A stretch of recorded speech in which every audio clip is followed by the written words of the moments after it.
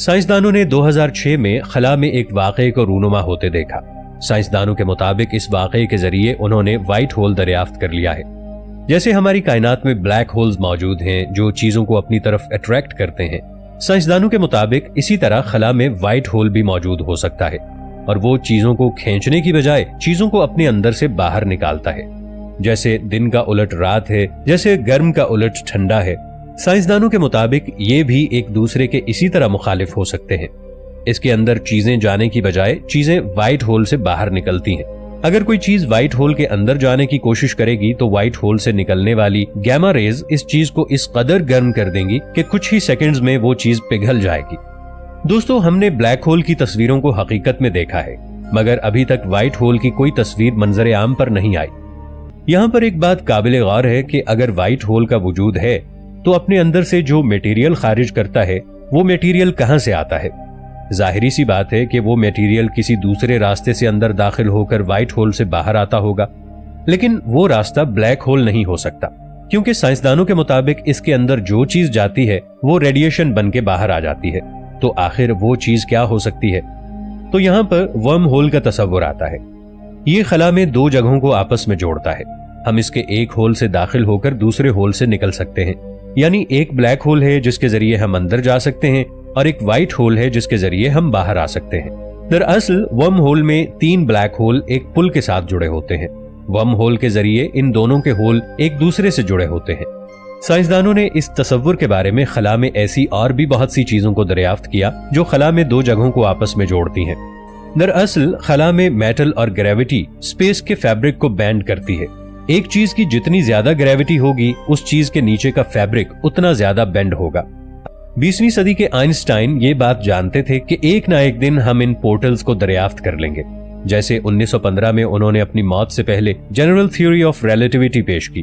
اس میں انہوں نے بلیک ہول جیسے کسی آبجیکٹ کی موجودگی کا کچھ اس طرح سے اشارہ دیا کہ کوئی ایسا آبجیکٹ ضرور موجود ہونا چاہیے جس کی گریوٹی کا اس قدر زیادہ اثر ہو کہ جو لائٹ سمیت اپنے آس پاس موجود ہر ایک چیز کو کھینچ کر نگل جائے۔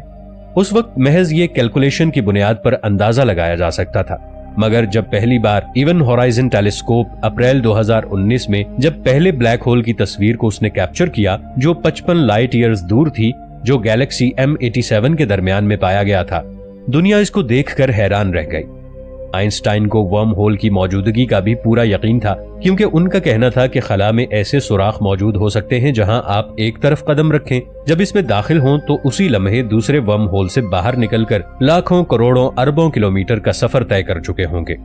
ان ورم ہولز کے ذریعے آپ 7 آسمانوں کا فاصلہ چند سیکنڈز میں طے کر لیں گے۔ اس کے علاوہ آپ باقی ڈائمنشنز کے اندر بھی جا سکتے ہیں۔ مثال کے طور پر ایک ایسی دنیا جہاں پر جنات آباد ہیں، کیونکہ وہ ہماری 3 ڈائمنشن دنیا سے ہٹ کر کسی اور ڈائمنشن میں موجود ہیں۔ ہم انسان 3 ڈائمنشن کا حصہ ہیں۔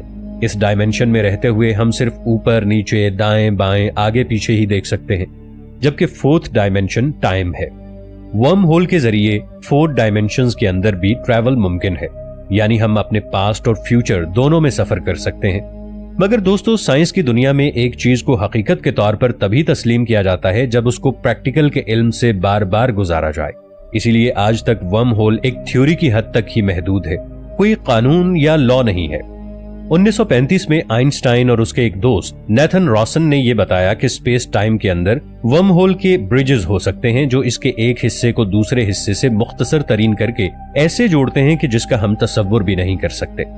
ایک ورم ہول بننے کے لیے ہمیں اس قدر شدید ترین گریوٹی چاہیے جو کہ اسپیس ٹائم فیبرک کے اندر اتنا بڑا کرو کر دے کہ اس کا دوسرا حصہ کسی اور یونیورس میں جا کر کھلے۔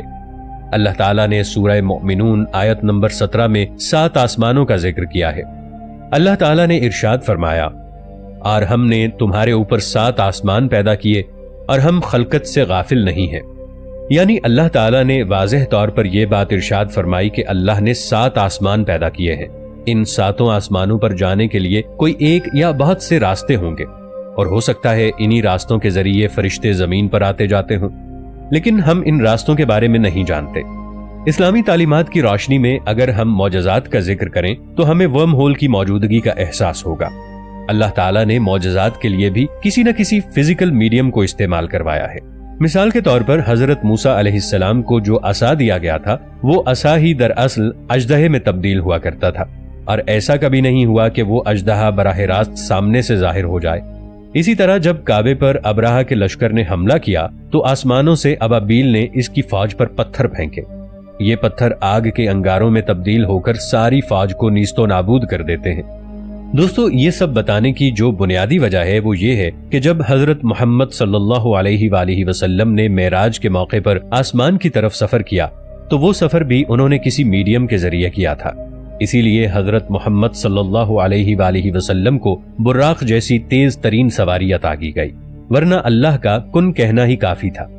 حضرت نوح علیہ السلام، حضرت ابراہیم علیہ السلام اور باقی پیغمبروں کے پاس جو فرشتے وحی لے کر آتے یا ان کی مدد کو آتے تھے، جنہوں نے حضرت ابراہیم علیہ السلام کو فوراً جلتی ہوئی آگ سے بچا لیا اور حضرت نوح علیہ السلام کی مدد کے لیے آئے، قوم عاد و سمود کو عذاب میں مبتلا کیا، حضرت لوط علیہ السلام کی قوم کو تباہ کیا، یہ تمام فرشتے بھی کسی میڈیم کے ذریعے زمین تک آئے۔ اسلامی تعلیمات کی روشنی سے ہمیں یہ بھی پتہ چلتا ہے کہ فرشتوں کا اصل مقام 7ویں آسمان پر بیت المعمور یعنی کعبے کی طرح کا ایک اور کعبہ جو 7ویں آسمان پر موجود ہے، فرشتے وہاں ہوتے ہیں اور دن رات اس کعبے کے گرد طواف کرتے ہیں۔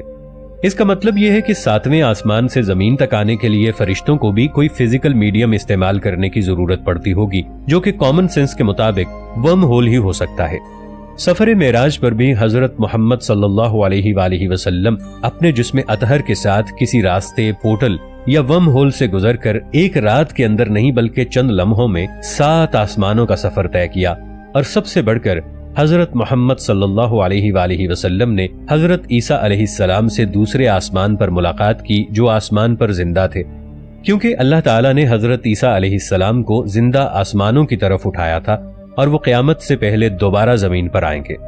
اب آپ سوچیں کہ ایک زندہ پیغمبر کا دوسرے آسمان دمشق کی ایک جامع مسجد پر ایک سفید روشنی اور سفید لباس کے ساتھ نازل ہونا کہ فرشتے بھی ان کے آس پاس موجود ہوں اور ان کو بحفاظت وہاں پہنچا کر واپس چلے جائیں، کیا یہ راستہ بغیر فزیکل میڈیم کے ممکن ہو سکتا ہے؟ اگر ہم غور کریں تو ہمیں سمجھ میں آتا ہے کہ سفید روشنی وائٹ ہول کی طرف اشارہ کرتی ہوئی نظر آتی ہے۔ 2006 میں ناسا اپنی ایک اسپیس کرافٹ کے ذریعے ان گیما ریز اخراج کو سٹڈی کر رہا تھا۔ ویسے تو گیما ریز کا نکلنا ایک معمولی سی بات ہے، جب سائنسدانوں نے ان کو سٹڈی کیا تو ان کو ایک عجیب بات نظر آئی، اور اسی وجہ سے ناسا نے ان ریز کو وائٹ ہول کا نام دیا۔ عام طور پر اگر دیکھا جائے تو خلا میں دھماکہ ایک ستارے کا ہوتا ہے، لیکن جب انہوں نے اس برسٹ کو سٹڈی کیا تو انہوں نے دیکھا کہ اس کے آس پاس کوئی ایسا ستارہ موجود نہیں ہے جو اتنی زیادہ ریڈیشن کو خارج کر سکے۔ سائنسدانوں کے مطابق اس برسٹ کو ایک وائٹ ہول خارج کر رہا تھا۔ اسی ایک واحد ثبوت کی بنا پر سائنسدانوں کو لگا کہ خلا میں وائٹ ہول بھی موجود ہو سکتا ہے،